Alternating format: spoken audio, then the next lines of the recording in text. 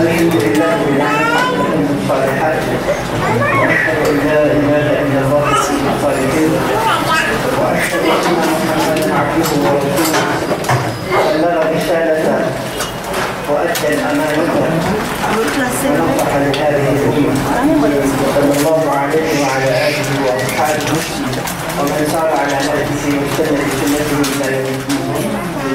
اما بعد، السلام عليكم ورحمه الله وبركاته. بداية نرحب بالشباب الأقوياء. نقول أقوياء لأنهم تركوا أوطانهم وتركوا أسرهم ويحبون أن يتنشر ويحبون الإسلام أكثر من المسلمين. فجزاكم الله خيرا، ونسأل الله سبحانه وتعالى أن يجعل ذلك في ميزان حسناتكم. طبعا نرحب بكم جميعا من الضيوف الكرام وطلابنا الاعزاء. السلام عليكم ورحمه الله وبركاته. Ya lebih sikit dan berubah ini dulu.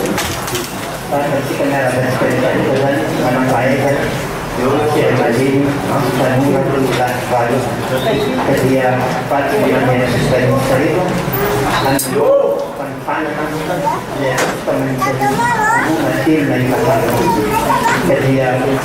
ketika dan hidup nak usul nak cara kerja nak bersama baru jadi hidup tu lagi kemudian tu lagi hidup disebut dengan hidup dan memang kita menarik kesempatan insyaallah ini kantin walaupun jadinya dan itu amat bisnes satu sendiri okazan sikit tuan na tugaran pada tugaran dia tugatan boleh jadi performa tugatan tugatan dari dan dia tadi ini komando laksana dia tugas anak-anak jadi atau kecil manfaatkan dia dan insyaallah nabda di الدورة إن شاء الله فليتفضلوا مشكورا مأجورين جزاكم الله.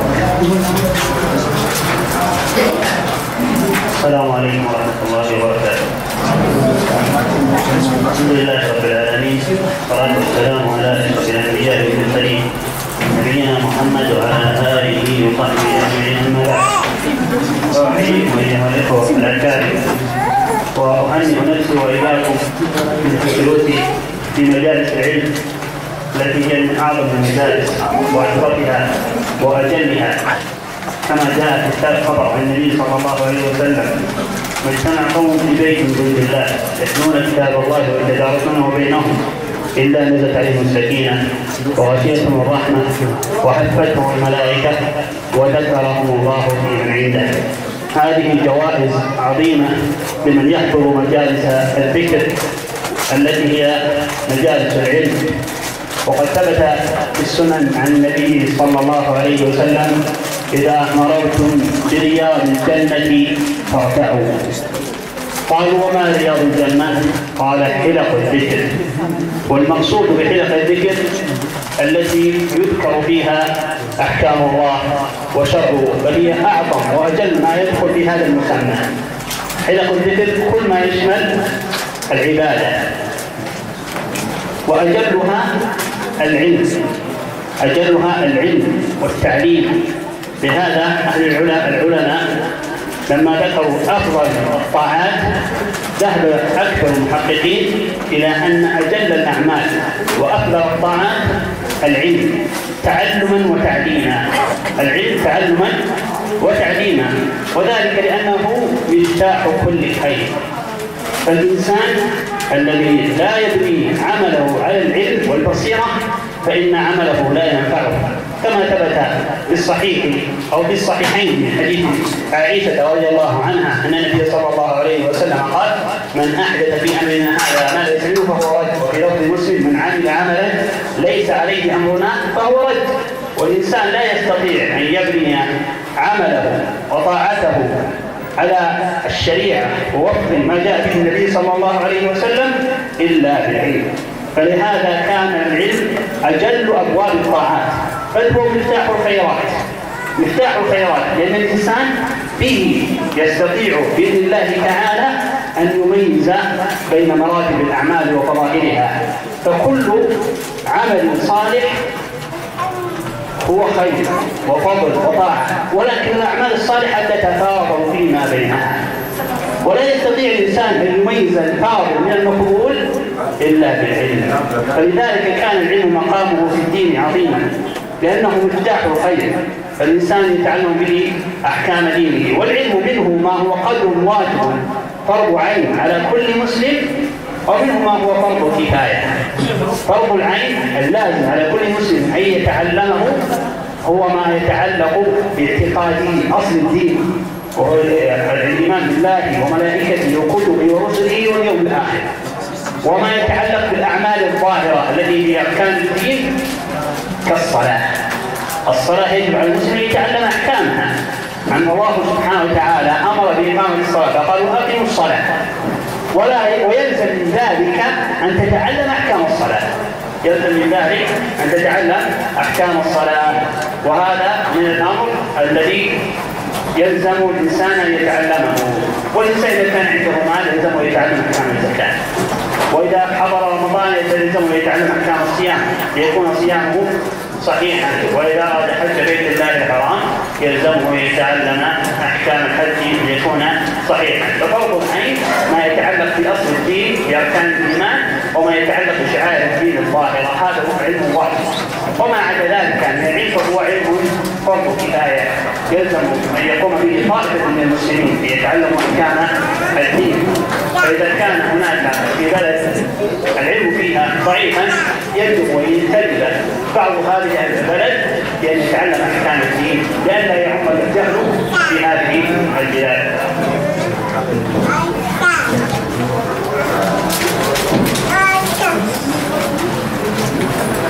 بسم الله والصلاة والسلام على رسول الله.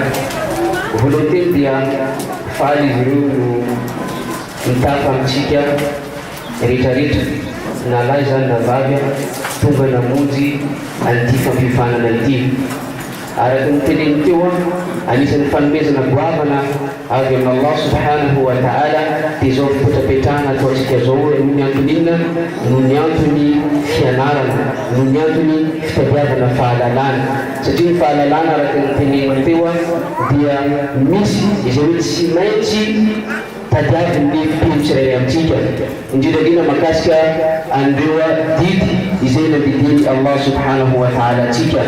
Misy ireo fahalalana izay hoe tsy voatery tsika rehetrarehetra ananan'izany fahalalana izany, fa kosa misy izay hoe tsy maintsy hikataratra amintsika tsirairay.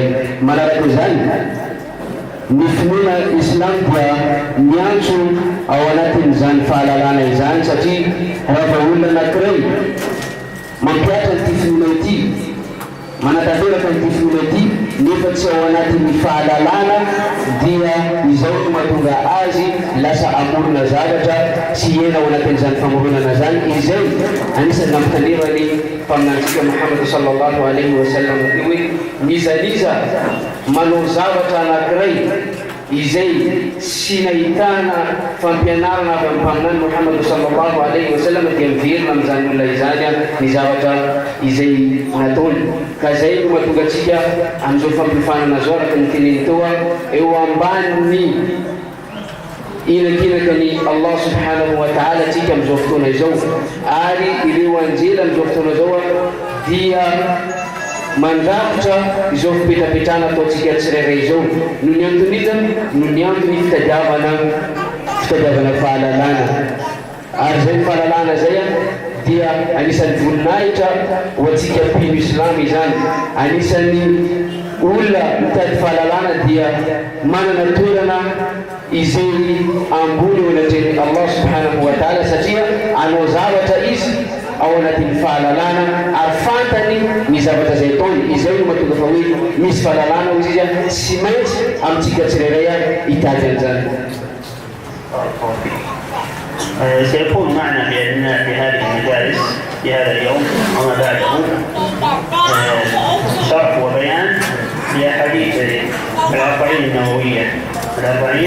النووية وأيضا شرح وبيان وكل هذا على سبيل الاختصار سواء شرح الأربعين النووية أو في شرح اختصار السور تفسير اختصار السور سورة الإخلاص والفلق والناس وما أشبه هذه السور التي يقرأها المسلمون كثيرا فينبغي لكل مسلم أن يعلم معانيها وما تشتمل عليه من الهدايات الربانية. فهذه المجالس تكون إن شاء الله بإذن الله تعالى في شرح 40 وفي مجالس أخرى إن شاء الله في تفسير شيء من سور القرآن. وأصل العلم ومنبعه وأساسه هو الكتاب والسنة، فهما أصل العلم وينبغي لكل المسلمين أن يعتنوا بهما، فهما المصدر الأصيل في بيان أحكام الدين من العقائد والأعمال. المصدر الرئيس الذي يعتمد عليه المسلمون في بيان دينهم كتاب الله سبحانه وتعالى وسنة نبيه صلى الله عليه وسلم. فلهذا ستكون هذه المجالس في التفسير، شيء منها في التفسير وشيء منها في الحديث. وسيكون المجلس الأول هنا في شرح مختصر لأحاديث الأربعين النووية التي هي تسمى بالأحاديث في قواعد الإسلام ومباني الأحكام. الأربعين في قواعد الإسلام ومباني الأحكام، لأن هذه الأحاديث اليسيرة عظيمة النفع تشتمل على قواعد عظيمة في الدين، كل حديث منها يشتمل على قواعد عظيمة في الدين. هذا سماها الحافظ النووي رحمه الله تعالى الأربعين في قواعد الإسلام ومباني الأحكام. فجميع أحكام الإسلام ومبانيه ترجع إلى هذه الأحاديث من وجه قريب ومن وجه بعيد، كما سيتبين بإذن الله تعالى أثناء شرحها وبيانها. والأربعين النووية يعتبر الدرجة الأولى في تلقي السنة النبوية. من أراد تعلم السنة النبوية سنة النبي صلى الله عليه وسلم فيبدأ بحديث الأربعين النووية، واشتغل بهذا على الأربعين النووية نسبة للحافظ النووي ومصنف هذا الكتاب. الحافظ النووي رحمه الله تعالى مصنف هذا الكتاب من العلماء الكبار الأفاضل الذين لهم باع طويل في العلم، وقد توفي رحمه الله صغيرا، توفي عمره 45 عاما، ومع ذلك خلف علما كثيرا جليلا عظيما، منها هذا الحديث ومنها هذه الأربعين النووية ومنها رياض الصالحين ومنها شرح صحيح الإمام مسلم ومنها المجموع في الفقه مجموع شرح المهذب، وله كتب كثيرة وقد كتب الله بكتبه القبول والنفع، وما ذلك إلا لما يرجى أنه كان له نية صالحة خالصة. فهذا الكتاب من أعظم ما ينتفع به بإذن الله تعالى. Ni fabianaro na zay hoy mizareo amitsika mandritran'ny telo inshallah dia sharh al-arba'in an-nawawi.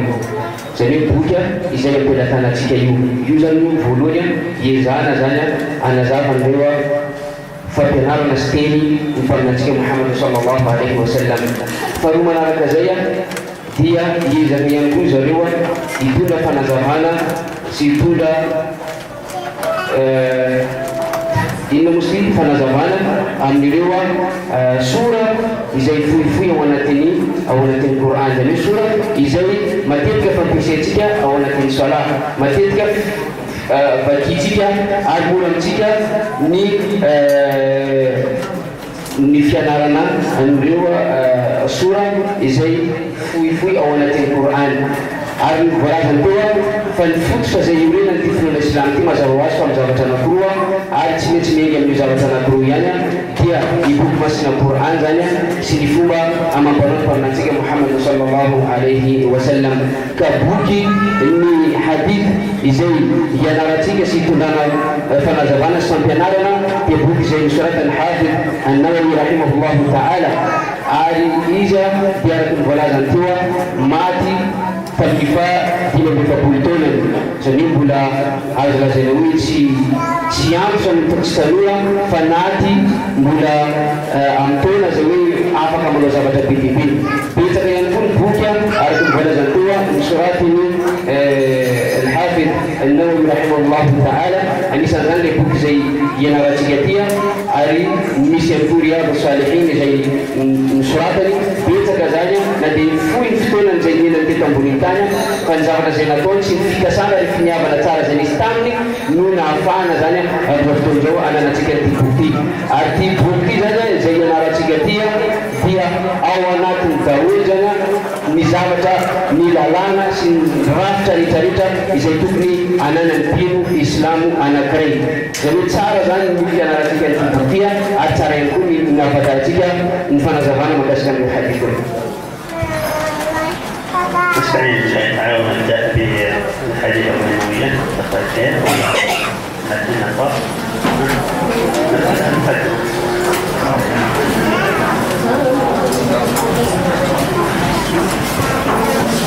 بسم الله العالمين والصلاة والسلام على أشرف الأنبياء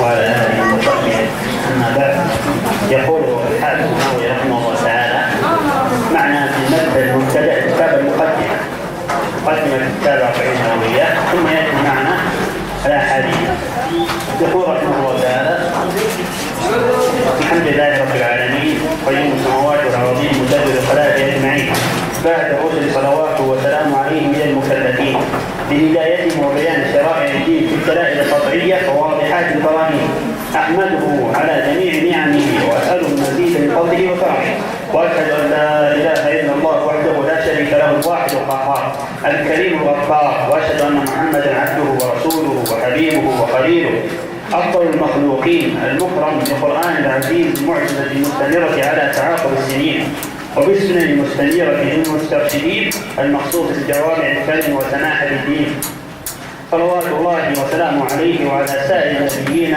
والمرسلين وآل كل وسائر الصالحين. هذه جملة من مقدمة الكتاب وأشار فيها إلى أن هذه 40 تشتمل على جوامع الكلم. جوامع الكلم هذا قال المخصوص بجوامع الكلم يعني النبي صلى الله عليه وسلم مخصوص بجوامع الكلم. المقصود بجوامع الكلم هي ما قل لفظه وعظم معناه. الكلام الذي يقل لفظه ويعظم معناه يسمى بجوامع الكلم. والنبي صلى الله عليه وسلم مخصوص بجوامع الكلم وقال هذا جوامع الكلم تشتمل على أمرين: القرآن العظيم الذي يوحي به النبي صلى الله عليه وسلم، والأحاديث الكلية الجامعة التي نطق بها النبي صلى الله عليه وسلم. Page número 12 do livro aqui teu. Page número 12. Uwanja yako kama jirani. Alten fanura izay nosoratana ilay mpanoratra ary zavatra zay teny toa mpaminantsika sallallahu alaihi wasallam nolomena an'izay mpaminantsika sallallahu alaihi wasallam nolomena an'izay hoe sy nanometsika teny foya mikatsika talaky bokia teny foya nefa manandana re teny foya nefa ambony laza ny teny mpaminany sallallahu alaihi wasallam zay natolanazy ny tenena koa tena mekay zany karaha hoe nanatambatra zany ny zavatra zay hoe mahasoa sy mahasambatra zany atsika filislam ka natonan'izay le isafoya ny le hadith mpaminany sallallahu alaihi wasallam nefa kosa ny dikany dia manandanja ary mame sy mandrafitra ny olona anankiray. ثم قال المصنف رحمه الله تعالى وهي تكمله مقدمه اما بعد فقد روينا تسجيل الواو المكسوره وينطق روينا ولا ينطق ايضا روينا عن علي بن ابي طالب وعبد الله بن مسعود ومعاذ بن جبل وابن درداء وابن عمر وابن عباس وانس بن مالك وابي هريره وابي سعيد الخدري رضي الله عنهم اجمعين بطرق كثيرات بروايات متنوعات ان رسول الله صلى الله عليه وسلم قال من حفظ على امتي 40 حديثا من اهل دينها بعده الله يوم القيامه في زمره الفقهاء والعلماء وفي روايه بعده الله فقيها عالما في روايه ابي الدرداء كنت له يوم القيامه شافعا وشهيدا وفي روايه ابن مسعود قيل له قل جاءت من اي ثواب الجنه وفي روايه ابن عمر كنت كتب في زمره العلماء وحشر في زمره الشهداء. واتفق الحفاظ على انه حديث ضعيف وان كثرت طرقه. وقد صنف العلماء رضي الله عنهم في هذا الباب ما لا يوصل من مصنفات فاول من علمت مصنف فيه عبد الله بن مبارك ثم محمد بن اسلم الطوسي فالعالم الرباني ثم الحسن بن سفيان النسوي وابو بكر الاجري وابو بكر محمد بن ابراهيم الاصبهاني والدارقطني والحاكم وابو نعيم وابو عبد الرحمن السلفي وابو سعيد الماليني وابو عثمان الصابوني وعبد الله بن محمد الانصاري وابو بكر البيهقي وخلائق ولا يحصون من المتقدمين المتاخرين. وقد استحق الله في جمع 40 حديثا اقتداء بهؤلاء الائمه الاعلام وحفاظ الاسلام. وقد اتفق العلماء على جواز العمل بالحديث الضعيف في قضاء الاعمال ومع هذا فليس اعتمادي على هذا الحديث بل على قوله صلى الله عليه وسلم في الاحاديث الصحيحه يبلغ الشاهد منكم الغائب وقوله صلى الله عليه وسلم نظر امرأ سمع مقالتي فوعاها فاداها كما سمعها. هذه ايضا جمله اخرى من مقدمه كتاب 40 وهي بين ايديكم واشتملت على بيان السبب الداعي لحافظ النووي بتصنيف 40 نوويه. قد اشار الى ان من اسباب تصنيف 40 نوويه ما ورد حديث انهم حضر على هذه الامه 40 حديثا كيف يتعبدون العلماء وما اشبه ذلك من هذه الاحاديث فهو اختار ان يختلف 40 نوويه 40 حديثا بهذا الامر ولكنه بين ان هذا الحديث لا يصح عن النبي صلى الله عليه وسلم ثم قال ان الحديث وان كان ضعيفا فانه يعمل به ونقل اتفاق الحفاظ على العمل بالحديث الضعيف. وقوله باتفاق العلماء على العمل بالحديث الضعيف فيه نظر فان العلماء اختلفوا هل يعمل بالحديث الضعيف او لا يعمل به وما عليه المحققون من اهل العلم انه لا يعمل بالحديث الضعيف. المحققون الحفاظ الكبار يرون انه لا يعمل بالحديث الضعيف ويقول الاحاديث الصحيحه غنيه وكفايه. الاحاديث الصحيحه فيها غنيه وكفايه ولهذا النووي عقب بعد ذلك وليس اعتمادا فقط على هذا الحديث بل بعمومات الاحاديث يبلغ الشاهد من الغائب ونظر الله امرأ سمعها قالت فوعاها يقول هذا اعتماد اصيل. اما الحديث في قبل 40 ومن جمع 40 هذا ليس اعتمادا كليا لهذا قال ومع ذلك ليس اعتمادا على هذا الحديث لانه ضعيف وانما استئناسا فقط من حافظ انه هو المعتمد الاصيل هو معتمد كل مسلم وكل عالم وكل داعيه هو ما ورد في فضائل تبليغ الدين. الدين له فضل عظيم من بلغه لهذا قال النبي صلى الله عليه وسلم نظر الله امرأ سمع مقالتي فوعاها فاداها كما سمعها دعا له النظاره وهي تجتمع على الحسن والبهاء وصفاء السريره وان شاء الله خاتمه حسنه في والمآل الحسنه في يوم القيامه. فهذا هو المعتمد ما ورد في فضل تبليغ الاحاديث النبويه وايضا ما ورد بالامر بتبليغ الدين كما قال صلى الله عليه وسلم الشاهد منكم الغائب وما ورد في الاحاديث الكثيره وقبل ذلك الايات الكثيره من الامر بتبليغ الدين والزجر عن كتمان العلم كما ورد في احاديث كثيره لا يسع المقام لذكرها. الحاصل ان النووي اشار الى انه كتب 40 نوويه لما ورد الحديث بفضل من جمع 40 وانه ليس هو المعتمد على عمله هذا بل معتمد ما ورد الامر بالتبليغ للدين وما ورد بفضل من بلغ الدين. Adapun pula antum fil fanura majinatun ni fanura ta al-hafiz an-Nawawi rahimahullah ta'ala dia anisani amna nakrai na tungas na lura ta antibuktia dari hadis dari nifakitiwa falkin patantika sallallahu alaihi wasallam niza ambauka ni nyanda tachianjiri haditha ifakul makasya nifinuni dia watangani Allah subhanahu wa ta'ala zamu yangu zitangana na mandunaja amnalfarni miaraka amriula manafaaida na simana nafada kama tunatendea hivi dieta kwa mtakwa azu makasya zaidi na dia kwa manafaaida na zanya mis vinkir tazanja leo ni haditha satia ile haditha daya mis si marput tazanya rakantin manafaaida fanaidana tazanya ilo hadith izay mampirisikatsika amin'ny zavatra tsara, mampirisikatsika amin'ny fanaovana ny tsara, sy mampirisikatsika amin'ny fanaovana zavatra izay hoe mitarika makana amin'izany atsarana zany dia misy amin'ireo manam-pahaizana zany ny tena hoe azo ampiasaina zany ireo hadith.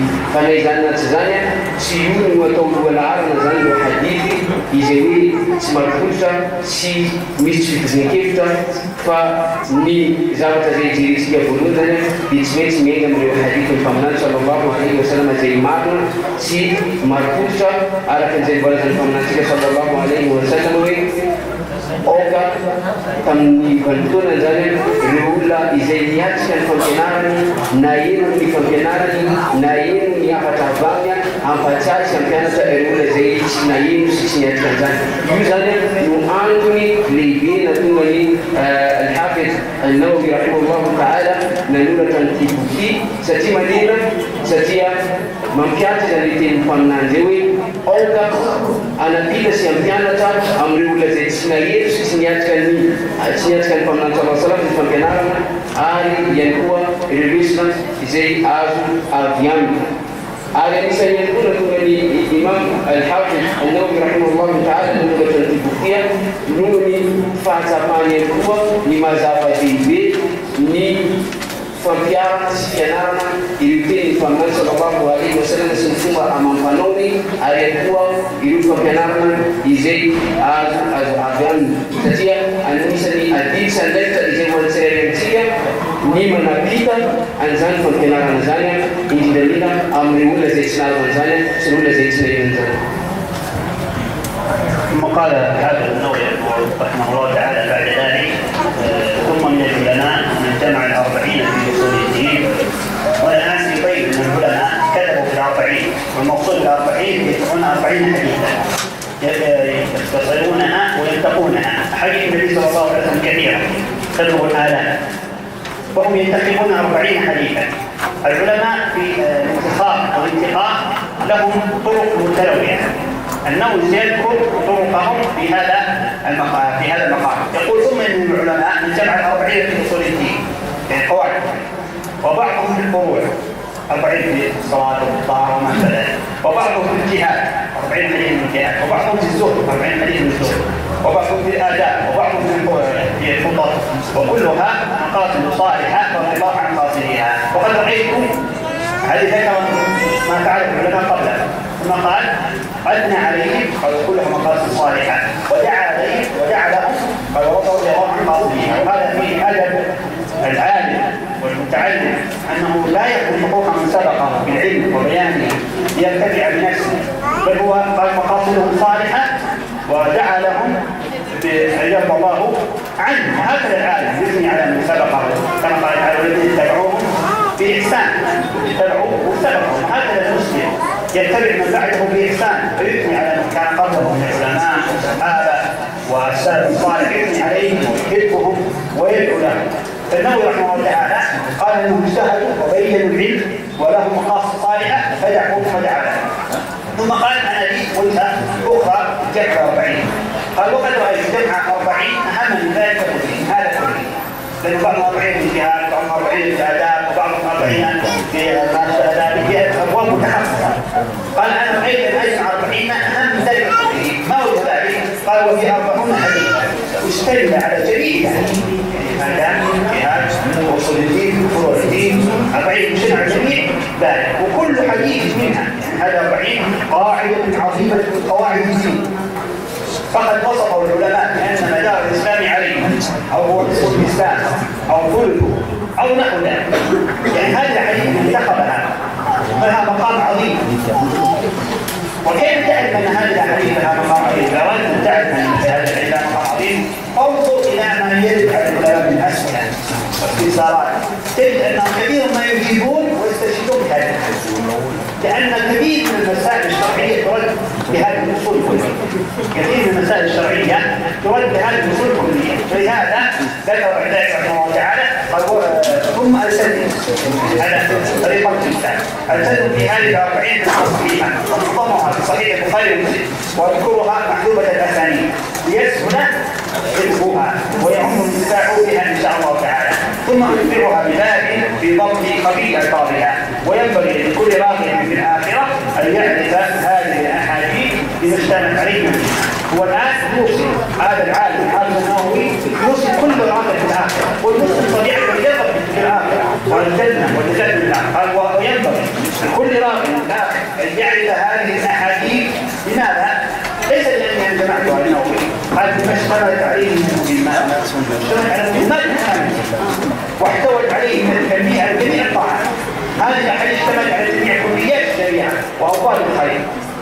ثم قال ليس لأني صنفتها، قال وذلك ظاهر من تجبر، يعني من قرأ الحديث وفقهها يظهر له أهمية هذه الأحاديث الأربعين، وذلك ظاهر من تجبر. ثم أسند التطبيق واعتماد الله فقال وعلى الله الكريم اعتمادي وإليه تفويض واستنادي وله الحمد والنعمة وبه التوفيق والعصمة. فالحاصل أن النووي رحمه الله تعالى وصف كتابه هذا بعدة أوصاف، منها أنه مجتمع على 40 حديثا، وهي 40 حديثا بالكسر طريقة العرب تقول 40 قد تكون زيادة، لكن الكسر يجبرنا. هي الحقيقة تجتمع على 42 حديثا، لازم العرب يقول 40 ويزال قليلا لا يضر بباب جبر الكسر. ثم قال ثانيها أن هذه 40 شامل لأبواب الدين. هذا وصف الكتاب، وصف مختصر الكتاب أنها 40 حديثا. الوصف الثاني أنها شامل لأبواب الدين، كل حديث يعني شامل لأبواب الدين ثم أصول أو فروعا. الوصف الثالث لها أن كل حديث منها قاعدة قواعد، كل حديث قاعدة قواعد، مثل 30 حديث من عمل الدين قاعدة لإصلاح أعمال البطن، وهكذا. الرابع كل هذه الحديثة صحيحة، كل هذه الحديثة 40 كل الحديث هذه صحيحة ثابتة عن النبي صلى الله عليه وسلم بحسب ما رأى النووي. يعني اجتهاد النووي من الحفاظ المحدثين يرى أن هذه الحديث ذكرها كلها صحيحة. بعض العلماء خالفوا في بعض الأحاديث ورأى أن فيها ضعفا، وإن كانت ضعيفة عند بعض العلماء فمعانيها صحيحة تستند إلى الأدلة عامة من القرآن والسنة. الوصف الخامس أن معظم هذه الأحاديث الصحيحين، معظم الأحاديث هذه 40 في الصحيحين، صحيح البخاري ومسلم. ولا يخفى أن البخاري ومسلم أصح عن النبي صلى الله عليه وسلم، وكل ما في البخاري والمسلم حديث صحيحة. وبلغت الحديث في 40 نووية تقريبا 29 حديث كلها من الصحيحين، والباقي 14 حديثا 14 خارج الصحيحين. ثم قال الوصف الثالث أنها محدودة الأسانيد، أنه لا يذكر بالأسانيد، فصحيح البخاري ومسلم بالأسانيد. البخاري يقول حدثنا فلان قال حدثنا فلان قال حدثنا فلان. أما 40 نووية اختصرها وحدث الأسانيد. لماذا؟ يشهد حفظها، يصبح الناس يحفظوا الأسانيد إلا العلماء المتخصصون الذي تقدموا في الحديث، فهو حدث الأسانيد سهل يشرح حفظها، ولأنه لا يحتاج إلى أسانيد كل إنسان، خاصة هذا الحديث ثابت عن النبي صلى الله عليه وسلم ليس مثال بالدراسة والنحو. ثم سابعا أنه يتمها بباب القضية بعضها في أكثر النسخ في آخر الشرعية النووية باب في ضبط ألفاظ الحديث، ولكن في بعض المطبوعات لا يوجد هذا الباب كما هو في هذا الكتاب الذي بين أيديكم. لا يوجد هذا الباب الفصل الذي فيه ضبط الأحاديث مثل ووضع من حرام يقول بفتح الراء وكسر الدال هذا ضبط الحديث يسمونه. كيف يوضع الحديث؟ النووي بعد أن انتهى من 40 نووية الحديث ذكر بابا لضبط ألفاظ الأحاديث.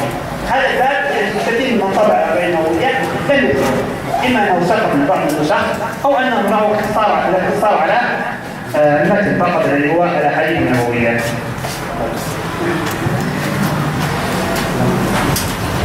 araky ny voalazany teo dia tsy imam al-Hafiz an-Nawawi rahimahullah ta'ala ireny no nanoratra boky na nanoratra ahadith izay mirakitra 70 hadith. Fa misy ro manampahaizana zay mialoha lalana azy efa nanao an'izany ezaka zany. Fa kosa ireo manampahaizana zay nanao an'izany dia ireo hadith 70 reo dia misy amin'izy ireo nanoratra hadith 70 amin'ny boky anankiray mahakasika jihad fotsiny ohatra. Misy amin'izy ireo nanoratra 70 hadith mahakasika ny fototra ivelany ty fonona Islam ty. Misy amin'izy ireo nanoratra ireo rantsarantsany ato anatin'ity fonona Islam ty. Ary misy ihany koa nanoratra ny mazava-dehibea ny fifikiran'olona anankiray ato anatin'ity fonona Islam ty. Zany hoe ny fanagadirany lavitra zany ireo zavatra rehetrarehetra zay mety havalina anazy amin'ny fiainana tia, fa kosa ny fifikirany ao anatin'ny finoana. Ary misy amin'izy ireo ihany koa nanoratra 70 haditha mahakasika ny fitaizana sy fanabeazana fotsiny sy ny fitondratena. Misy amin'izy ireo nanoratra 70 haditha mahakasika ny khutba ohatra. Fa ireo rehetrarehetra reo dia nanao an'izany arakaraka ny ezaka zay nataony. Ary izy al-Hafiz an-Nawawi rahimahullah ta'ala dia anisan'ny nangataka dua sy nametraka ireo olona roa tamin'ny toerany no niezaka izay nataon'izy ireo. Ary zany izy anisan'ny toetrany manampahaizana makasitraka ny ezaka zay vitan'ny olona zay nialoha lalanazy, makasitraka ny ezaka zay ifanisy talohany ny ezaka zay nataony. Zay anisan'ny toetrany manampahaizana ozy izy. Fa za kosa ozy izy al-Hafiz an-Nawawi rahimahullah ta'ala mihena amizay hoe zaho izy hitako amin'ireo hadith be eo sy ireo boky be mirakitra hadith 70 eo izy ny tena zava-dehibe amin'ireo izy dia zaho nandrafitra hadith 70 izay mandrafitra ireo lalàna sy fototra zay ivelany ty fonona Islam ity. Dikan'izany ny hadith rehetrarehetra zay hitatsika ao anatin'ity boky tia dia fantaro fahalalana ary ny zavatra zay tokony atao ary fampitandremana amin'ireo zavatra zay tsy tokony atao. Zay zany ny hitany minazy dia nanao izy ireo hadith 70 reo dia niraisy na vorona zay anazy tsy nanao rehetrarehetra sarasara fa ny anazy ny fidy 70 izy fa nitsongainy daholo amin'ireo rafitra sy fototra izay irenany fivona Islamo ity. Ary misy amin'ireo manampahaizana zany milaza fa mahakasika ny hadith 70 izay nosoratany al-Hafiz an-Nawawi rahimahullah ta'ala fa dia ny fonona Islam rehetrarehetra dia voarakitra ao anatiny. Misy ny teny fa hoe ny antsasana, misy ny teny ny ampahatelo ny mahakasika ny fonona Islam dia hitataratra ao anatin'ny le hadith 70. Ary anisany mampiavaka ihany koa le hadith 70 izay ianarantsika dia miankabetsahany hadith tarafanatiny dia nitsongana ao anatin'ny hadith izay nitsongana tao anatin'ny bokony al-Bukhari sy Muslim. Fantatsika tsara fa al-Bukhari rahimahullah sy Muslim rahimahullah dia raha mbola bokony haditha dia ireo ny boky izay manafototra izay iverenatsika raha mahakasika ny hadith. Ary anisan'ny zavatra izay no mahamakesany al-Hafiz an-Nawawi rahimahullah ta'ala izay hoe fitsongana fa haditha avy ao anatin'ny boky izay nosoratiny al-Imam al-Bukhari wa Muslim. Manaraka an'izay ihany koa anisan'ny misy fanakaivana zany tsy boky satria manino ny haditha raha tsika mahita anazy fotsiny hoe izy tonga dia miteny takitra anazy farany fotsiny aloha tamin'ny fa ny fafany daholo zany ireo olona zay nitatitra ny hadith eo mandrapatonganina atongavana amin'ny faminany. Inona tanton'izay manamaivaotsika ny fianaranazy ary ny fampiaranazy ny fianaranazy tsy anjery mba hanamaivana antsika mba tsy ianaratsika ihany koa olona zay hoe nitatitra ny hadith fa ny tena zava-dehibe ny fahafantaranao ny fampianarany faminantsika Muhammad sallallahu alayhi wa sallam. Ary ny olona zay mamaky an'ireo hadith reo ary ihany koa mandimika no mampiatra an'izany ireo olona reo no mahita ny mazava-dehibe tokoa ny hadith izay noraketiny Imam al-Hafiz an-Nawawi rahimahullah ta'ala ao anatin'ny boky io. Satria io boky ary nitenitsika teo ny zavatra rehetrarehetra mahakasika ny fonona Islam dia voarakitra ao anatiny avokoa.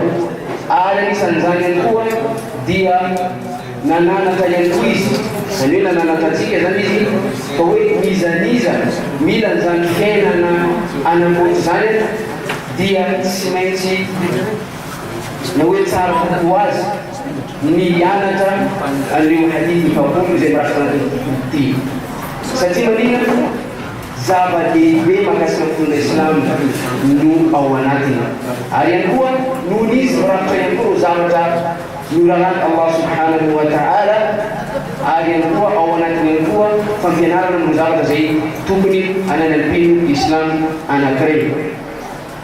Ada faraparan buku dia mis buku saja aitanan zany fa misy buku tsy aitanan zany dia faraparan'ilay buku zany misy karazany hoe endrika izay ahafahan'ny olona anankiray zany amaky an'ilay hadith satria vetivety zao raha ohatra ka hoe tsisy harakat zay zavatra no tsy haitsika maka anazy fa misy amin'ireo buku reo izy misy karazany misy aitanan zay tsy aitanan zay fa misy zany karazany hoe endrika anankiray na hoe fomba famakina an'ireo hadith zany rehetrarehetra zany natao anamaivana amintsika ny fianarana azy ary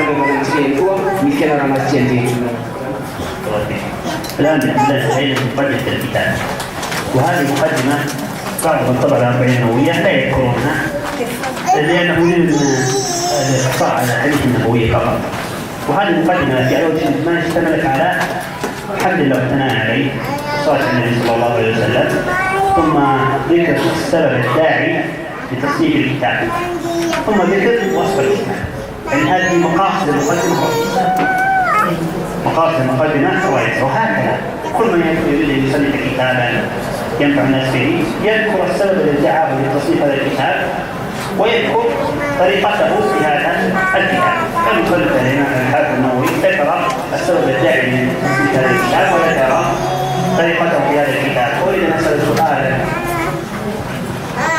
قال النووي رحمه الله تعالى في مقدمته يوصف النبي صلى الله عليه وسلم انه المقصود بجوامع الكريم. ما المقصود بجوامع الكريم؟ Arakin bola tentu ni dari tadi saya manis kasan berbuka dia cerita tentang tinggi buka hampir kanduran nyam nak tunjangan dengan buka.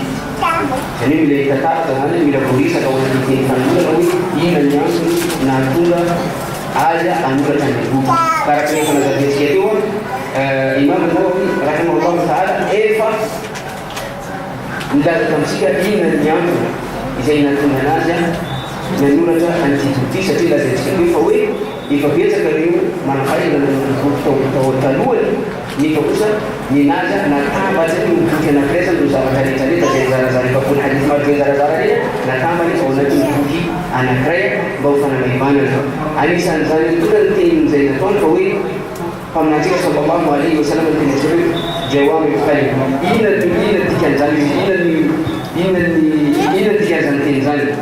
jadi pemenang sallallahu alaihi wasallam karena ini Allah subhanahu wa taala azan di nazar dia seperti itu tim izin fui nifa mana jadi tim fui le hadith nifa mana landan sendiri nazar dia pemenang izin memalui ini dari pemenang lazina kawi izi jawab kali iza mana di mana saja kita mesti itu kan? Syekh Ahmad.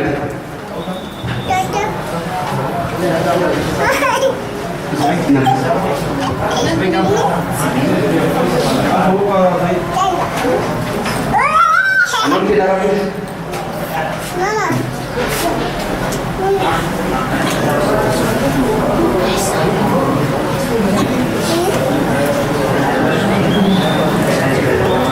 أحسن ما قل لفظه وعظم معناه وهو يشتمل على أمرين معنى جوامع الكلم ما قل لفظه وعظم معناه هذه الحديث قصيرة لكن معانيها كبيرة جدا ماذا حديث أعمال المئات تأتي في الطهارة وفي الصلاة وفي الزكاة وفي الصيام وفي الحج وفي المعاملات وفي الجنايات وفي القضاء وكل الأبواب مع أنه حديث كلمات معدودة ومع ذلك معناه عظيم وجوامع الكلمة ما قال لفظه معناه وعظم معناه وهو يشتمل على أمرين خصوصا من النبي صلى الله عليه وسلم القرآن هو أعظم البيان والسنة مقصود السنة الحديث التي تخص تلفظ بعضهما معنى نفع الله بكم. الآن اختلافنا نكون نمضي عدة حديث ثم نسمع، وأنتم أيضا كان عندكم استفسار تسألوا ذكر داخل الاستفسار قال المقدمة في أحد الاستفسار. Ambil telefon dulu lah saya bagi sekali misi mana tadi bagi saya misi zaman kita saya.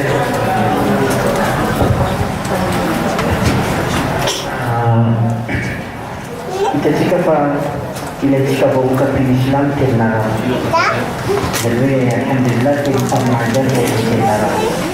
Ketika saya umat itu tahu banyak kenara itu lagi, jadi semua itu baik kita sana menguji Islam sana.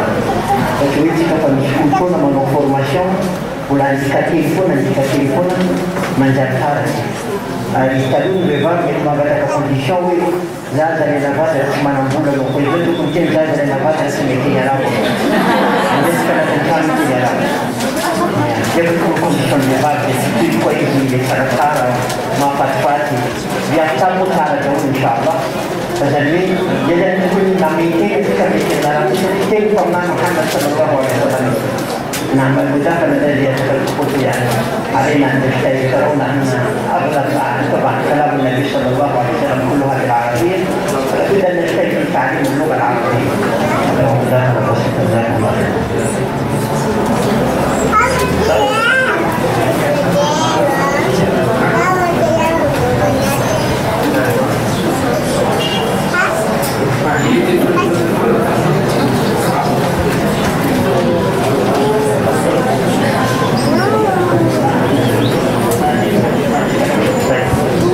نبدأ ونستعين بالله تعالى بالحديث الأول وعن أمير المؤمنين أبي حفص عمر بن الخطاب رضي الله عنه قال سمعت رسول الله صلى الله عليه وسلم.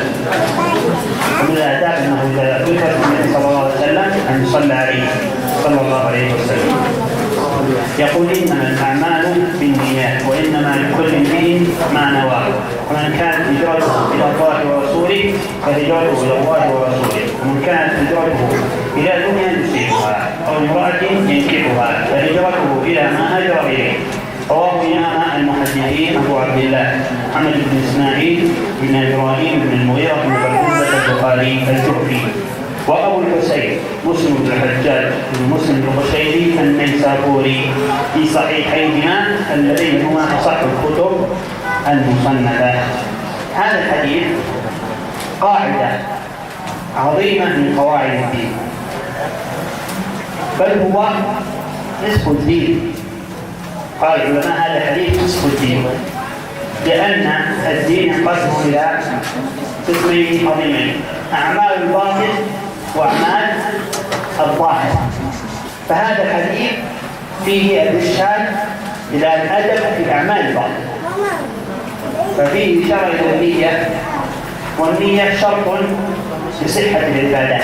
النية شرط صحة العبادات، والمقصود بالنية أمران: نية المعمول له ونية العمل. نية المعمول له ونية العمل. نية المعمول له التي يعبر بها العلماء بالإخلاص، يعبر عن العلماء بالإخلاص. هذا نية المعمول له، أن تعمل عمل لله. فلا يجوز أن يعمل شيء من العبادات رياء وسمعة. لا يجوز للمسلم أن يعمل شيء من العبادات رياء وسمعة بحيث يصلي ليراه الناس ويمدحوه، أو يتصدق ليثني عليه الناس، أو يصوم ليثني عليه الناس، فهو يعمل العمل ليثني عليه الناس. هذا العمل لا يقبله الله. جاء في الحديث القدسي قال الله تعالى: أنا أغنى الشركاء عن الشرك، من عمل عملا أشرك معي فيه غيري تركته وشركه. من الإنسان الذي يعمل عبادة يريد بها مدح الناس، هذا لا يريد بها وجه الله ورضا الله، ويريد ثناء الناس، والله غني عن عباده. إن الله لا يخرج من العمل إلا ما كان خالصا وابتغي به وجهه. هذا دين العمل. فلهذا قال العلماء هذا حديث أصل دين، أن يكون عمل لله، لأن العمل على قسمين، إما يكون لله وإما يكون لغير الله. فهذا الحديث جاء بالحث على يكون عمل لله، لهذا قال إنما الأعمال بالنيات وإنما لكل امرئ ما نوى. العمل لابد أن يقع بالنية، لابد أن يقع العمل بالنية، وإنما لكل امرئ ما نوى. ثم فصل صلى الله عليه وسلم في المثال: فمن كانت هجرته إلى الله ورسوله فهجرته إلى الله ورسوله. أي من كان يهاجر لله ورسوله قصدا وإرادة فهجرته إلى الله ورسوله ثوابا وجزاء، أنه يجازيه لا جزاء مهاجر لله ورسوله. ومن كانت هذا مخلص وهذا ثواب. ومن كانت هجرته يعني الهجرة عمل من أعمال صالحة، من أفضل الأعمال الهجرة الانتقال، أصلها الانتقال من بلد الكفر إلى بلد الإسلام، هذا أصل الهجرة، الانتقال من بلد الكفر إلى بلد الإسلام.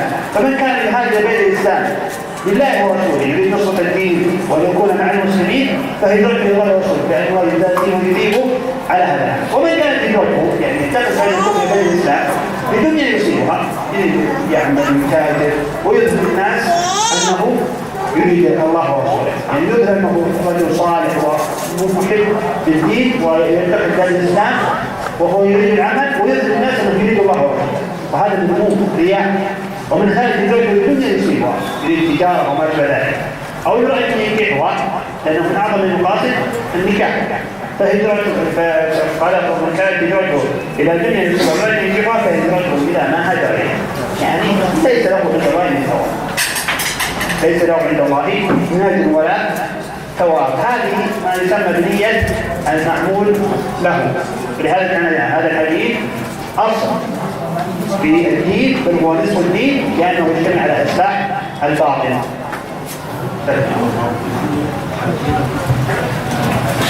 Mita jika menurut hadis boleh isi itu. Mungkin Nabi sallallahu alaihi wasallam menawi innamal a'malu binniyat wa innamal likulli imrin ma nawa.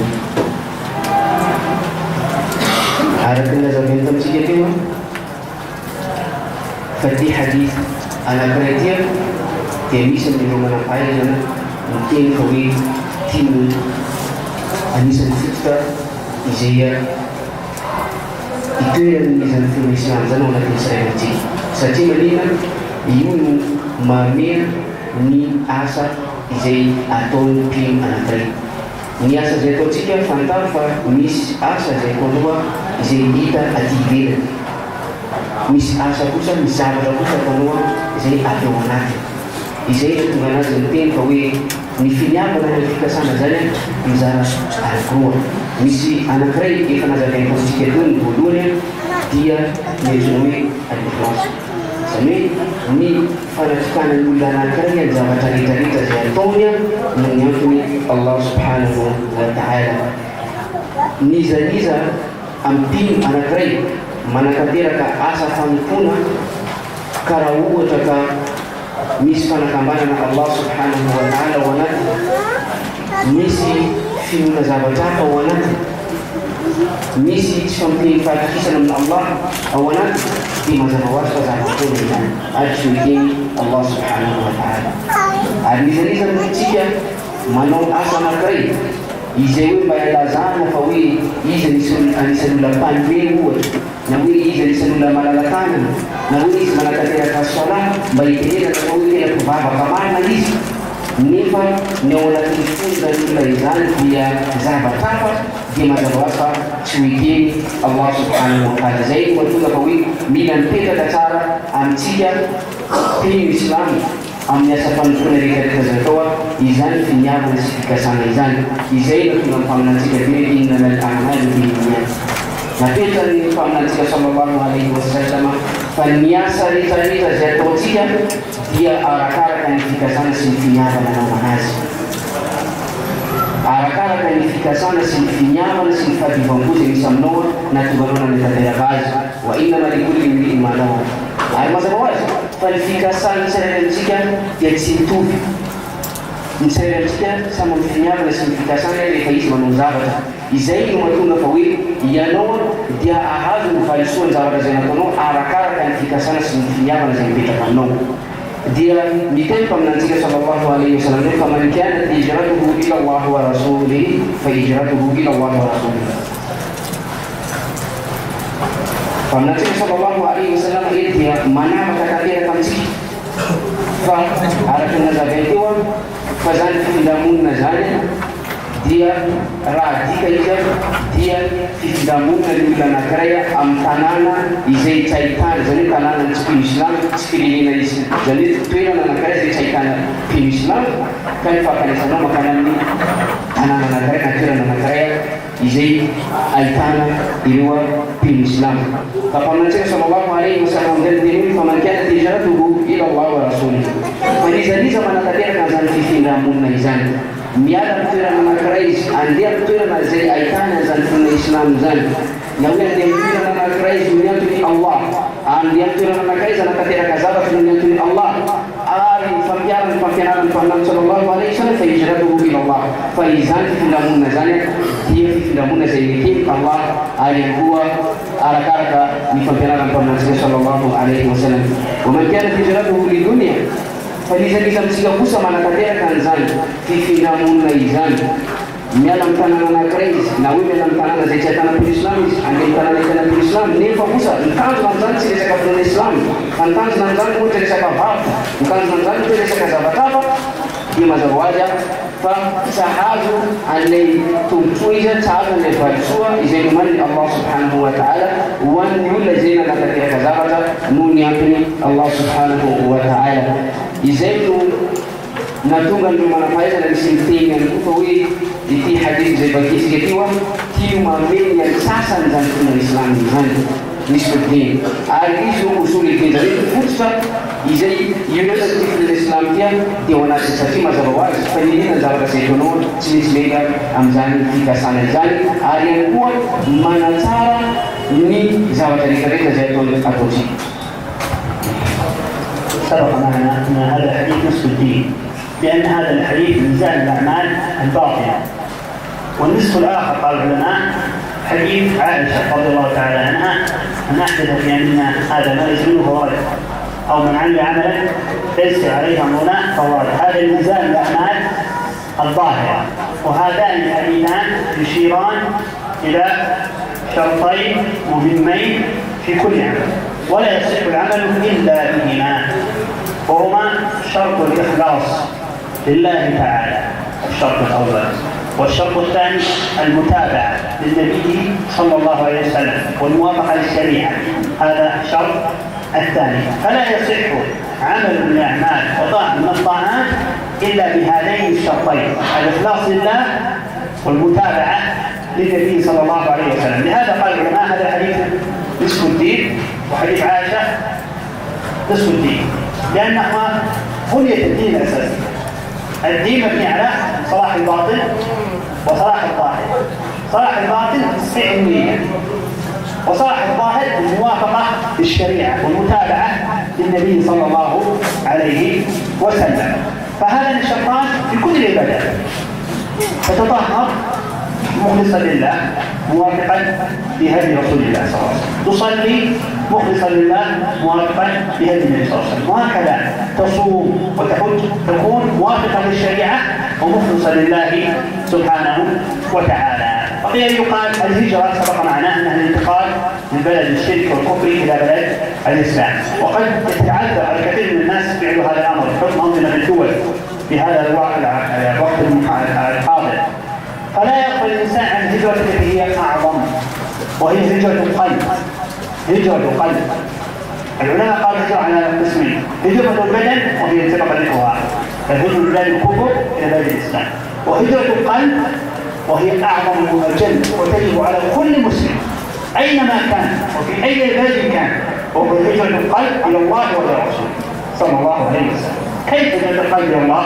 هجرة القلب إلى الله محبة وتوحيدا وإخلاصا، وهجرة القلب للنبي صلى الله عليه وسلم محبة ومتابعة له صلى الله عليه وسلم.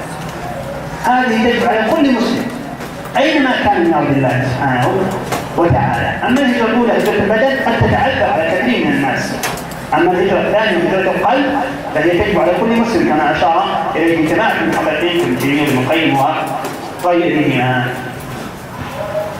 Harakanlah itu ini yang betul-betul bagaimana pada nanti kami hadis yang saya bagi sekitar mami yang saya tunjukkan sejak sana kali hadis ini Mama Siti Aisyah radhiyallahu anha mungkin itu man ahdatha fi amrina hadha ma laysa minhu huwa rad. Yuzanya ansasan anak kali yuzanya turun dari hadis anak kali sini hadis ini Mama Siti Aisyah radhiyallahu anha dia mari ketika kami bufian tandira kadanya leia fica sana da conferência do jeito que iniciativa mis zabata izai atau sesminga bauna tifu ari nyawana tifu no haja zabata amtiana tidina udizan kawi lei hadithi zanan وليس كان زابط أو نتيجة نتيجة فيها بنص في كسامو عدو ولا نتيجة كزابط فالحديث أنا كريم زيه لزابط زيتونو كزيجي لأنه كم زوج بيتم لي في تفاهم لي في تفاهم في تيجي نيفنا تكلمون زابط تاريخ زيتونو من الله سبحانه وتعالى سيفنا كمان نوعز سيفنا زابط تافا سيفنا زابط تافا عارف سيفنا زابط تافا عبودن الله عارف يزيد أن أكوننا كتير زابط فلما نركز فهم كيف زابط زي ميت تنتمي المتابعة إنه نقول المتابعة dia ni famkiara nawa ni zabata zaitun arakara kun famkiara masifuba zaidi famtiga Muhammad sallallahu alaihi wasallam nana takia kaazi isema tumo zabata na kursi nyala ni sema ni rawota ka alona sisi ndio salati ni takia kudu misinyaba na wanatinzei misinyo wanatinzei disisi mchele cha mtaba hatimaye ni kama hiyo maana takia kazali cara katika kunuba sisi ni kama kwa jina Muhammad sallallahu alaihi wasallam rifa na takia salati huwa cara katika roda na setiap manual cara ni kembali ini di Quran sallallahu alaihi wasallam kan tadi zema tu pun zabata na kuliwa ndia simutaba zabata na kwa izai siapa miala msiga fi Islam am zabata dalika izai atau tiga alireza kitu kasi ndio munna misa manapaya ndio zara na zona kwa misi ni fitina munna izai arapata ndio ipata tiga hizi manaonaje zilisi kemela mfana na krai izai saitana fi Islam saitana fi Islam faitana zalimi fana kama Allah faitana sama faitana uzara tarika tabara katika Islam ina ya bakati sana na katika desti miala mekana na sana na famisu fitina munna sio fitina munna hizi azalisi famvana si famitanoa kaza na kitu wanafunga jadi mispeta za tukuri ana nora wote za sana na nora sadua tukuri peta za kitu wanosi apiapa za ila za gulana istiamanu Allah subhanahu wa ta'ala jadi tabanwa alai na nanu arifa naskana nawaz فنذكرنا الله سبحانه وتعالى ذو تريد رزق آل يكون نسفنا كما نواجه أن ذو زيتون آل نفهم كرنا ذو زيتون نوني كنا نزي أجو أجمع بمنزل محمد صلى الله عليه وسلم يوجد رسالة تويتر إذا يكون أنا في الإسلام نكري سبيكني في فيلمون yang tanah negeri tanah negeri pada fungsinya misalnya yang itu saya tuh itu tawanan aku menahan dia zefti apa saya zefarkan Allah zef aku kan ada yang katakan amsiya saya صحيح يقال ان النية سبق معنا نية المعمول له فالمقصود بها الإخلاص وهي التي يتكلم عنها العلماء في كتب العقائد وفي كتب أعمال القلوب. النية المعمول له تقال الإخلاص وضدها الرياء. وهناك نية العمل نية العمل وهي التي يذكرها الفقهاء في تصانيفهم الطهارة والصلاة والزكاة والصيام يقولون من شروط الطهارة النية من شروط الصلاة النية مقصود بالنية نية العمل بأن ينوي العبادة والنية لها فائدتان النية لها فائدتان الفائدة الأولى تمييز العبادة عن العادة الفائدة الأولى للنية تمييز العبادة عن العادة لأن بعض الأعمال صورة ظاهرة متفقة مثال الاغتسال الاستعمال صورته واحدة سواء مغتسل الجنابة أو مغتسل التبول مغتسل عن الحدث أكبر أو سد التمرد الحرب أصابك وتسد صورة واحدة لابد من النية تريد العبادة عند العالم. فمن كان في حل شديد وكان عليه جنابه وحدث أكبر فذهب إلى المسبح وسبح ليتمرد ولم ينوي أنه يقع الجنابة. العلماء يقول لا يرتكب حدثه لأنه ما نوى نية العمل، مع أن العمل صورة واحدة اتصال وانفصال. فهذه تنهي تمييز العبادة عن العادة. ومثال آخر الصيام هو الإمساك عن الطعام. قد يمسك الإنسان عن الطعام لأنه سمين يريد أن يتخفف كبير بطن يريد أن يخفف أو حمية، فهذه صورة واحدة. وقد يمسك عبادة لله فلا بد من النية، فهي تميز العبادة عن العادة. الإمساك عن الطعام يقع في المسلم والكافر، لكن يميز عبادة الصوم أنه ينوي الصوم لله تعالى تعبدا من طلوع الفجر إلى غروب الشمس. هذه فائدة الأولى من فوائد النية، تمييز العبادة عن العادة. الفائدة الثانية تمييز العبادات بعضها عن بعض، تمييز العبادات بعضها عن بعض، وذلك أن بعض العبادات صورتها متفقة، بعض العبادات صورتها متفقة. فمثلا الإنسان بعد أن انتهى رمضان وعليه صيام يوم قضاء لم يصم يوم لسبب أو لمرض، فجاء يوم غدا مثلا الأحد أراد أن يصوم، لابد أن ينوي أنه قضاء، لأن عندنا نية قضاء وعندنا نية تطوع.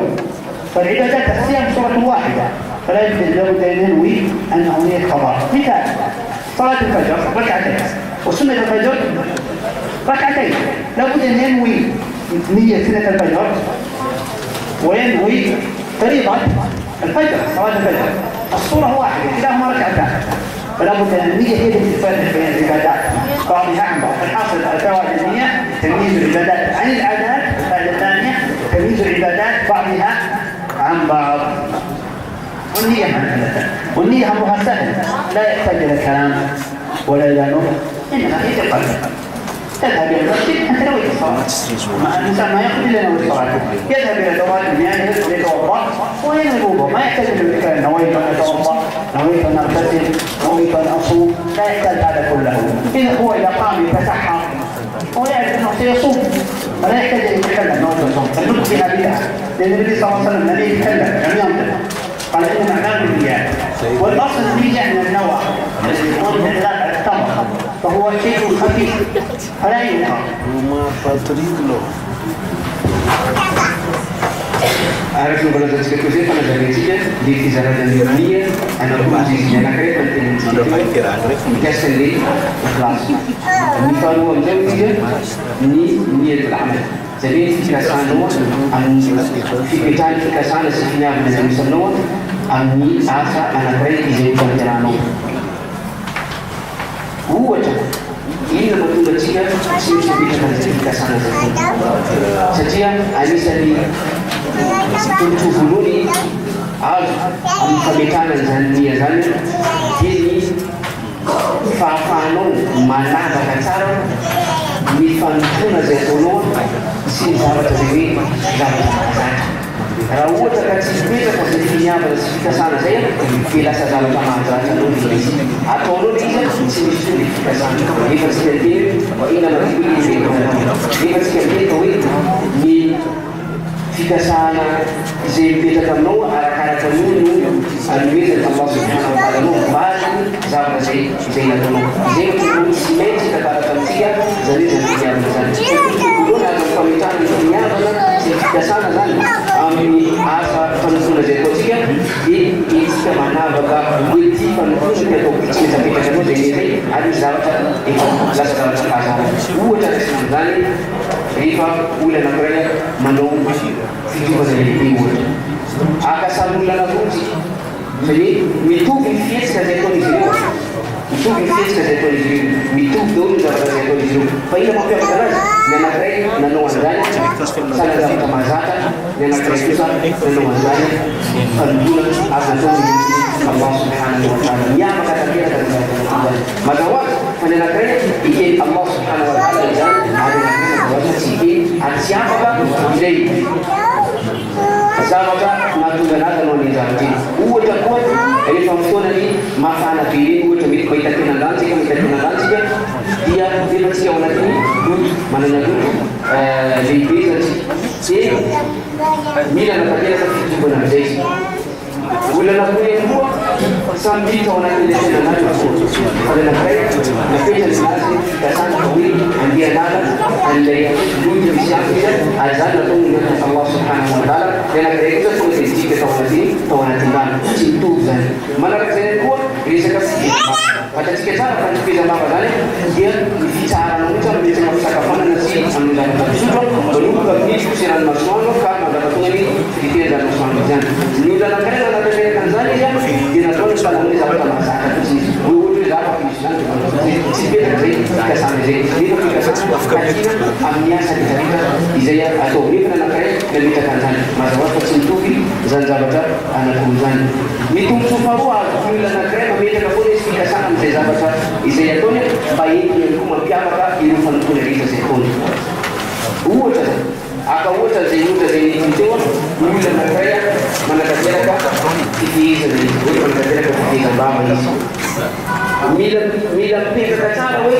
manora le fitehezana ramadany zay izy samy nanateraka an'le fitehezana antsikapozy zany manakateraka fitehezana zay fataka misy ohatra zany sa hoe fitehezana zay ataony fitehezana manora ramadany mila mipetraka zany hoe samy faramona izy koa efa kosa efa miavaka zany hoe fianankiray tia zany hoe manetra fitehezana zay nataony izy fa fianankiray kosa zavatra zay nataony antsikapozy efa tsy mitovy ny finiavaka tsy mitovy ny fikasana izay nanaovana azy ka izay zany mahatonga atsika zany mila mipetraka foana ny fikasana zany mila mipetraka amintsika foana rehefa misy zavatra izay atao satria izay mampiavaka ny asa zay ataontsika arakaraka zay mazava ho azy no azahoantsika ny tombontsoa sy ny valitsoa avy amin'ny Allah subhanahu wa ta'ala. كان في استفسار الحديث الاول ما تكتب يوم ذكرنا في الحديث السابق ان الهجره على نوعين الهجره على نوعين ما يقصد Diskontennya bisa. Harga harga barang di sini itu, jadi sedang menazar sekarang dengan buah. Ina berulang buah. Ini nomor. Nah.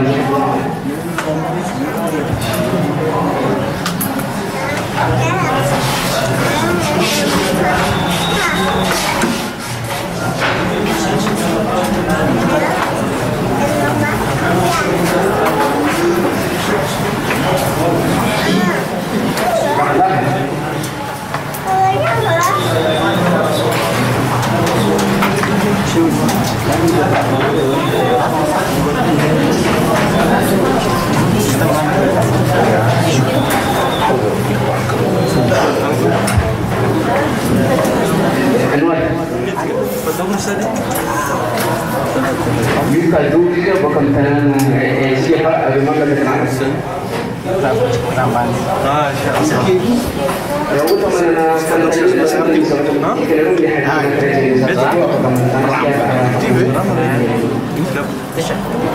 Dapat mapicha megaci kan si naraga. Jujur pada cinta ni kau. Amma zero kazanan visual suraj. Dari Fatima dia tu suka dia ni program ni. عندي سؤال هذا أي الكتب ذكر الشيخ كتب الحديث ذكر كتابين ما هما أصح كتب السنة على الإطلاق؟ السؤال سهل وبسيط على جميع الشهادات. تفضل.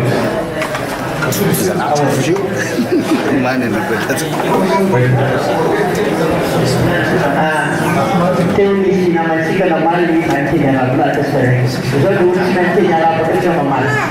Ini bukan aku normal. Ini bukan aku normal. Jadi bola dan syekh itu bukan aku jadi mana. Dan jadi bebas jauh.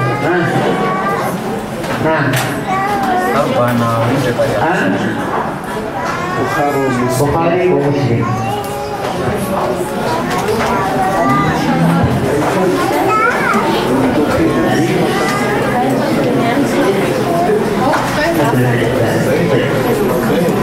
نبدأ بالحديث الثاني.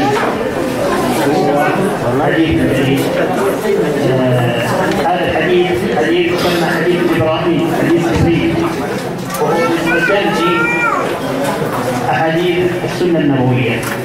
حديث جبريل من جل حديث السنة النبوية يقول فيه عن عمر رضي الله عنه وصل عمر بن الخطاب قال: بينما نحن جلوس عند رسول الله صلى الله عليه وسلم ذات يوم إذ طلع علينا رجل شديد بياض الثياب شديد سواد الشعر لا يرى عليه يده السفر ولا يعرف منا أحد حتى جلس إلى النبي صلى الله عليه وسلم فأسند ركبتيه إلى ركبتيه ووضع كفيه على فخذيه وقال: يا محمد أخبرني عن الإسلام. فقال رسول الله صلى الله عليه وسلم: الإسلام أن تشهد أن لا إله إلا الله وأن محمدا رسول الله وتقيم الصلاة وتؤتي الزكاة وتصوم رمضان وتحج البيت إن استطعت إليه سبيلا. قال: صدقت. فعجبنا له يسأله ويصدقه. قال: فأخبرني عن الإيمان. قال: أن تؤمن بالله وملائكته وكتبه ورسله واليوم الآخر وتؤمن بالقدر خيره وشره. قال: صدقت. قال: فأخبرني عن الإحسان. قال: أن تعبد الله كأنك تراه فإن لم تكن تراه فإنه يراك. قال: فأخبرني عن الساعة. قال: من مسؤول عنها بأعلم من السائل. قال: فأخبرني عن أماراتها. قال: أن تلد الأمة ربتها وأن ترى الرباة العراة العالة رعاء الشاة يتطاولون في البنيان. قال: ثم انطلق فلبثت مليا. قال: ثم انطلق فلبثت مليا ثم قال: يا عمر أتدري من السائل؟ قلت: الله ورسوله. قال: فإنه جبريل أتاكم يعلمكم دينكم. رواه مسلم. رواه الإمام مسلم رحمه الله تعالى. وسبق معنا أن أصح حديث ما في البخاري ومسلم، وهذا الحديث في مسلم وهو حديث صحيح ثابت عن النبي صلى الله عليه وسلم. هذا الحديث كما سبق معنا من أجل أحاديث السنة، بل إن بعض العلماء الكبار قال هذا الحديث أم السنة. أم السنة كما أن الفاتحة سورة الفاتحة أم الكتاب، أم القرآن، وأم الشيء في لغة العرب أم الشيء الذي ترجع إليه تفاصيله، فتفاصيل القرآن ترجع إلى سورة الفاتحة، بل هي قال بعض العلماء ترجع إلى آية واحدة: إياك نعبد وإياك نستعين.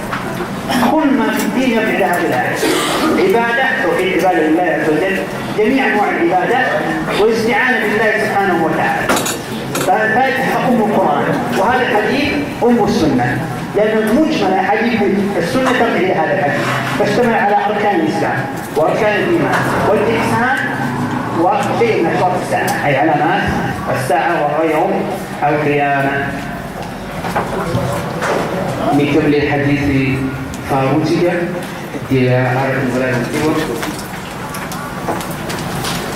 nametana narana ikihadithia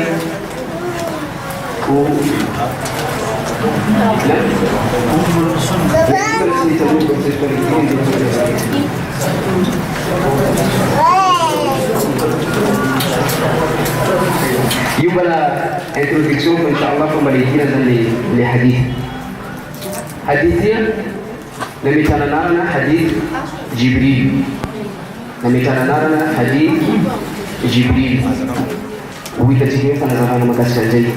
Almisa ndo manampai sana ndio miti kawi tia almisa ni iru hadis am hadis maru fa sallallahu alaihi wasallam izai mana nan lazana simana nan kuira ni armana nan ni antu manukan saja ni zaba tari kama kasih mfumo Islam dia polisi kata nak kita ul rasili sekarang cikin kasih dia an anak dia zaidin mfumo Islam rasili sekarang dia an anak dia zai ituira ni fitkuni dan nakrai rasili sekarang fatui ni zaba tazewi ni fahami dia zai sekarang mfumo Islam di polisi kata ul polisi kalian pun ni faham makara manzana fara mizan di jangan zaba tari tanah markas mfumo Islam dia polisi kata lagi hadithi izai umatunggal daluna bila kawi di hadithia akan surah al-Fatihah mengenal umul Quran setiap dibaca surah al-Fatihah dia zabat cerita menjadi pantun dia boleh sekawanan no ni panatukanan Allah boleh sekawanan no ni famitana za batalita panakina za batalita يوفقنا الله سبحانه وتعالى بيقوليس وانا في سوره الفاتحه دول كتاك زانبوزنا يتي حديث جبريل لو تنوي الحديث سجل نزاع تاني كوا يقوليس او انا نقول يقول الحديث عن عمر رضي الله عنه المقصود به عمر بن الخطاب امير المؤمنين ثاني الخلفاء الراشدين وهو افضل الامه بعد ابي بكر افضل الامه ابو بكر الصديق رضي الله تعالى عنه ثم عمر ثم عثمان ثم علي رضي الله عنهم اجمعين وعن سائر الصحابه والمؤمنين. قال بينما نحن جلوس عند رسول الله صلى الله عليه وسلم ذات يوم فيه حرص الصحابه على الجلوس عند النبي صلى الله عليه وسلم. لماذا؟ يستفيدون من تعليمه وهديه صلى الله عليه وسلم واخلاقه صلى الله عليه وسلم، فالانسان ينبغي يحرص على مجالس العلم. قال بينما نحن جلوس اطلع علينا رجل شديد من بياض الثياب شديد سواد الشعر لا يرضى عليه اثر السفر ولا يعرف منها. جاء رجل غريب ليس من اهل المدينه ليس من اهل المدينه واوصافه شديد بياض الثياب، يعني ثيابه نظيفه لا يرى عليها اثر السفر. بالعاده في الاثار المتقدمه الذي يسافر اشعر ارضا بحكم انه السفر على الجمال يصيبهم النصب والتعب والغبار والتراب فتكون ثيابهم متدنسه. هذا لا يعرفونه ليس من اهل المدينه ووصفه شديد بهذا الثياب شديد سواد الشعر، يعني ليس اشعر شعره جديد لا يرى عليه هذا السفر ولا يعرف منها، يعني علامه استغراب. كيف هذا ليس عليه اوصاف المسافرين وايضا ليس عليه اوصاف المسافرين، يعني هذا من خارج المدينه وليس من اهل المسلمين، من اين اتى لا يعرف منا احد. قال حتى جلس الى النبي صلى الله عليه وسلم، قرب النبي صلى الله عليه وسلم حتى اسند ركبتيه يعني ركبتيه النبي صلى الله عليه وسلم ووضع كفيه على فخذه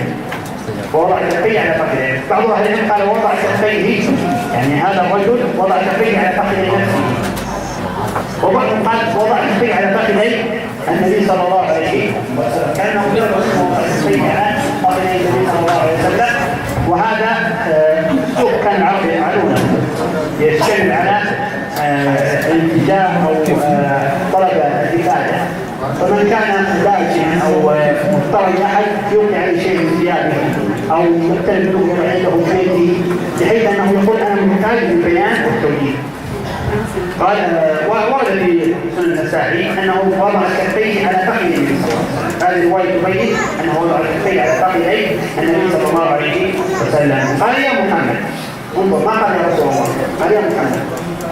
قال الرجل لئلا يعلم انه مسلم كانه يعلم بادئ العرب ليس من اهل الاسلام. قال يا محمد اخبرني عن الاسلام، اخبرني عن الاسلام. فقال رسول الله صلى الله عليه وسلم الاسلام ان تشهد ان لا اله الا الله وان محمدا رسول الله وتقيم الصلاه وتؤتي الزكاه وتصوم رمضان وتحج البيت ان استطعت اليه سبيلا. هذه اركان الاسلام، هذا اوضح شرح الاسلام. الاسلام ان تشهد ان لا اله الا الله، لا اله اي لا معبود بحق الا الله الا الله سبحانه وتعالى. الالهه والمعبودات كثيره، الالهه والمعبودات كثيره ولكن المعبود بحق هو الله، ذلك بان الله هو الحق وان ما يدعون من دونه هو الباطل وان الله هو العلي الكبير. الالهه كثيره والمعبود حق هو الله سبحانه. فمعنى لا اله الا الله لا معبود بحق الا الله وان محمدا رسول الله. هذه الشق الثاني من الشهاده، أي تقر وتعتد وتنطق. لابد ان تنطق، تشهد. الشهاده تشتمل على النطق والاقرار، على نطق واقرار وتصديق ويقين، تنطق بها وتصدق وتقر وتوقن انه لا اله الا الله وان محمدا رسول الله، اي ان الله ارسله داعي الى التوحيد محذرا من الشرك مبينا للشريعه وتقيم الصلاه. والمقصود بالصلاه هنا الصلوات الخمس المفروضه، الصلوات الخمس المفروضة المكتوبة، لأن هي ركن من أركان الإسلام، لأن هذا الحديث في سياق أركان الإسلام. والصلاة هناك صلوات نوافل، لكن المقصود هنا الصلوات الخمس. وتصوم وتؤتي الزكاة، المقصود زكاة المال، المقصود زكاة المال. والعلماء يشرحونها في كتب الفقه بالتوسع، لأن الزكاة عندنا على أنواع: زكاة المال وهي المقصودة هنا اللي هي ركن من أركان الإسلام، وزكاة الفطر هذه هي التي تؤدى في آخر رمضان قبل العيد، صاع من طعام أو صاع من تمر أو صاع من بر أو صاع من شعير، كما هذه تسمى زكاة الفطر. هذه زكاة الفطر ليست ركن من أركان الإسلام بل هي واجب. الركن هو زكاة المال. وتصوم رمضان، الركن هو صيام رمضان والشهر المعلوم، وما عداه من الصيام هل هو واجب ومستحب؟ قال الكلمة العربية ما عدا رمضان واجب ومستحب؟ غالبا مستحب، وفي شيء الواجب، في شيء الواجب مثل صيام النذر، من قال نذرا يجب عليه يصوم، من عليه كفارة يجب عليه يصومه، من عليه قضاء يجب عليه أن يصومه. لكن الركن صيام رمضان، وما عداه إما واجب بسبب من الأسباب أو مستحب. لكن الركن الذي هو أهم ما يكون هو صوم رمضان. وتحج البيت إن استطاع إليه سبيلا، وإن استطاع إليه سبيلا، وهو قصد المسجد الحرام والمشاعر لإتمام النسك وهو الحج. والركن منه حج بيت الله مرة واحدة في العمر، هذا الركن. وما عداه مستحب، وقد يكون واجبا لأسباب أخرى. فالأركان هنا في شرع الله الأركان: الصلاة والزكاة والصوم والحج والشهادة هي أصل الإيمان وأصل كل شيء والإسلام كإنسان الإسلام. ثم قال: صدقت، فعجبنا له يسأل ويسأل.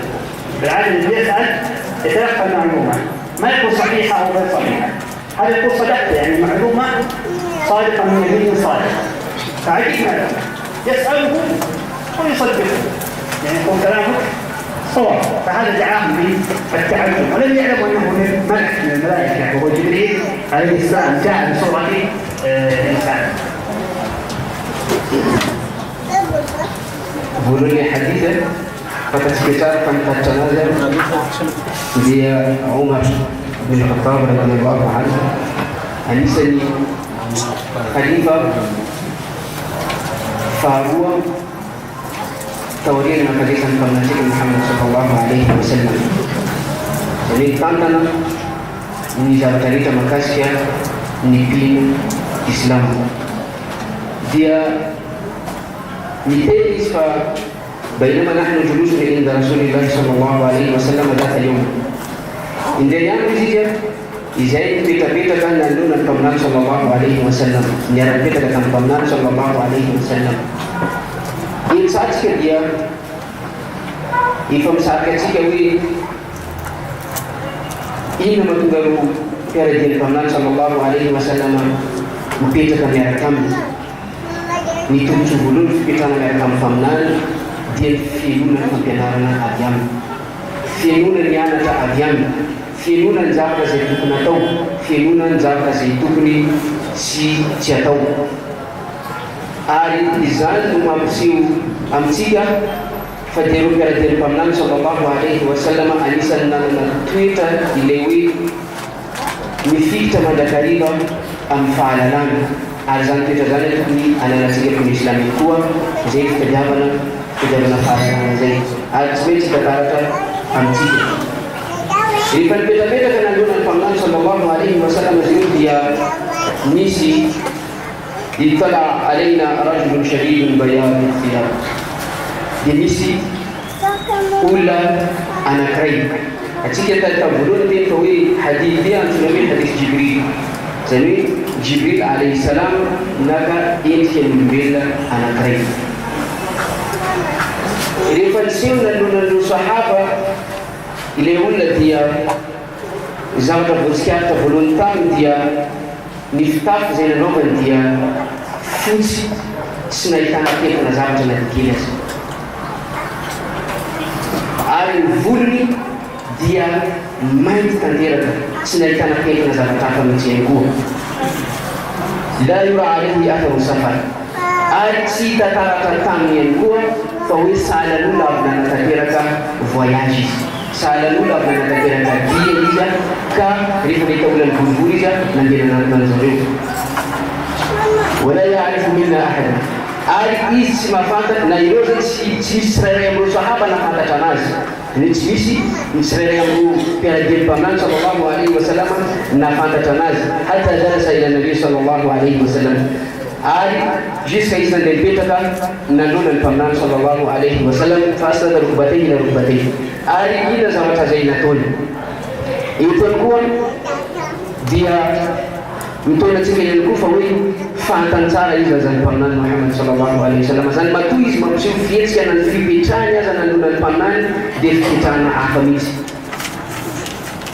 Ny tanany misy amin'ny tato araka ny voalazany Sheikh hoe miteny fa hoe ny tanana anankiroa napetrany tamin'ny fehany anankiroa, misy miteny fa hoe ny tanana anankiroa napetrany amin'ny fehany mpaminany sallallahu alaihi wasallam. Dia ina zavatra niteneny ya Muhammad arapanarabeny mpaminany tsy miantso mpaminany sallallahu alaihi wasallam amin'ny anarany zany, fa izy tonga dia tena ya Muhammad ina ny antony sahalan'ny olona anankiray izay avy lavitra, olona anankiray izay tsy avy ao antonany sady tsy mahafantatra ny olona ao amin'ny tanàna no tsy fantatry ny olona ao amin'ny tanàna ihany koa. Nampiasainy zay teny zay mba ahatonga zany no mpanarabeny mpaminany sallallahu alaihi wasallam tsy maintsy iaino ny zavatra zay iresahany izy roa, ary ihany koa anotraka tsara hoe inona ny zavatra zay tiany ho atao. Dia teny izy hoe akhbirni anil islam, olona rehefa manontany dia mazava azy fa mila valiny. Ino zavatra teny tamin'ny mpaminany hoe mpaminany Muhammad sallallahu alaihi wasallam mialana teny ya Muhammad ambaro zao izy, ampafantaro zao izy inona ny atao hoe islam zany. Dia mazava ho azy rehefa tsika nazava an'izany islam zany tsy maintsy miainga amin'ireo andry anankidimy izay ilenany ny finoana al-islam. Dia malaza mpaminany sallallahu alaihi wasallam manao hoe al-islam an tashhadu an la ilaha illa Allah wa anna Muhammadan rasulullah. Izany islam zany izy mpaminany sallallahu alaihi wasallam taminy dia ny fijoroana anankiray vavolombelona fa tsy misy tompo izay metrika tompoina afa-tsy Allah subhanahu wa ta'ala ihany. Fa ny tena dikan'izany fanompona zany dia tsy misy metrika tompoina ampahamarinana, satria tsy maintsy tsindritsika zay fahamarinana zay satria betsaka ny olona manompo any Allah nefa rehefa misy zavatra mandro azy reo dia mivadika ny sainy lasa manakambana Allah amin'ny zavatra hafa izy. Fa ny fanompona tena marina dia ny Allah subhanahu wa ta'ala ihany. Ka mpaminany na malaza hoe izany fanompona izany islam zany dia ny fanatorananao fijoroana vavolombelona fa tsy misy tompo zay metrika tompoina ampahamarinana marina fa tsy Allah subhanahu wa ta'ala ihany. Ary fijoroana vavolombelona ihany koa fa mpaminany Muhammad sallallahu alaihi wasallam dia sady mpaminany no iraka avy amin'ny Allah subhanahu wa ta'ala. Manaraka an'izany wa tuqima as-salah, ny fanangananao salah, ary tinatenenina amin'ny salah eto dia ny salah indimy isan'andro izay voasoratra izay voadika tsy maintsy tanterainy mpino islama anankiray na lahiny vavy. Manaraka an'izay ototy az-zaka, ny famoahanao ny zaka araka nazavainy teo misy zakatul mal, misy zakatul fitra zay fahaizika. Zakatul mal ny famoahanao amin'ny ampahakarenanao zany famoahanao amin'ny ampahavola zay ampahavola zay misy aminao. Zakatul fitra moa fahaitsika fa zaka zay avoaka alohan'ny anatanterahana ny salatul Eid. Dia manaraka an'izay watasuma Ramadan, ny fanatanterahana ny fifehezana amin'ny volana Ramadan. Araka ny teny eto ny fifehezana dia misy izay hoe tsy maintsy tahaka ny fifehezana Ramadan, fa misy ihany koa ny karazany fifehezana izay hoe tsara ny fanaovanao anazy, nefa misy ihany koa ny sasana ankoatran'ny Ramadan tsy maintsy anaovanao anazy tahaka ny kafara reny ohatra zany. Manaraka zany watahujja al-bayt in istata'ta ilayhi sabila, ary ny fanatanteranao ny fivahinanana masina any Makka raha ohatra ka ianao manana fahefana sy manana ny zavatra rehetra izay ahafahanao anatanteraka an'izany. Dia namaly izy nanontany no namaly hoe sadaqta, marina ny zavatra teninao izy amin'ny mpaminany sallallahu alaihi wasallam fa ajibna lahu bi yas'aluhu wa yusaddiqu. nahagagaleo izy no sahaba ny zavatra zay natao satria izy manontany izy nday ihany koa no manamarina nefa ny olona araky ny mahazatra rehefa manontany izy dia mila valina izy fa tsy izy meo no anamarina satria izy matoa manontany no fahalalana.